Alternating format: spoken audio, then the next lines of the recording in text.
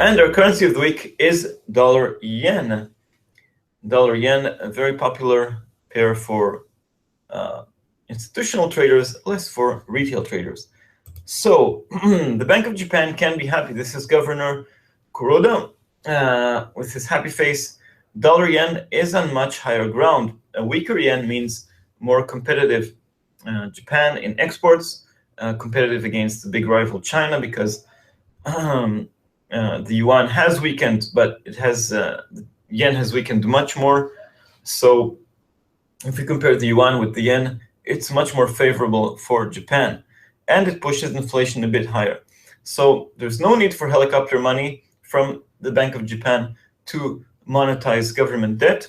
And also the Bank of Japan, that announced a new policy in September, had a chance to implement it thanks to Donald Trump, thanks to falling bond yields. They intervened in markets, and it's not only talk, they actually stabilized 10-year bonds at 0%. That's their new policy.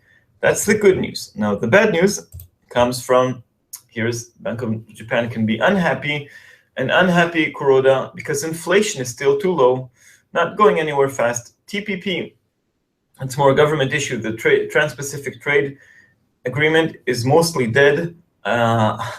Donald Trump, well, it had a lot of opposition also beforehand. And Trump, that's one of his more clearer messages. He does not, all his messages are clear.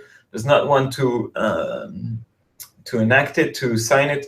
So it's mostly dead without the United States. And government reform is still slow. That doesn't help inflation too much, okay?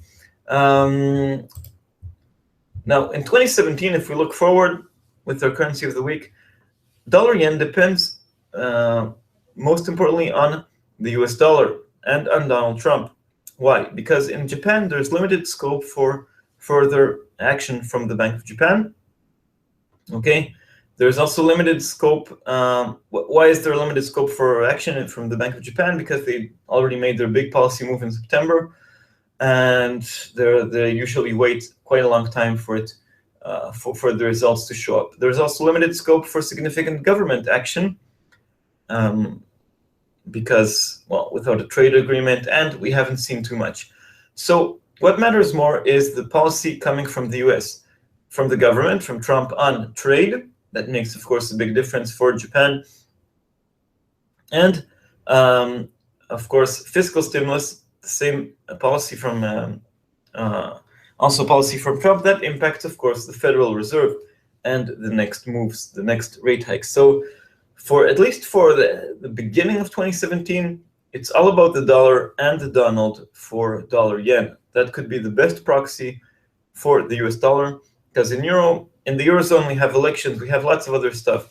In the UK, we have Brexit, you name it. The Canadian dollar moves on oil, but Japan, I think, will be more quiet, and it'll be much more dependent on the Donald and on the dollar. Okay,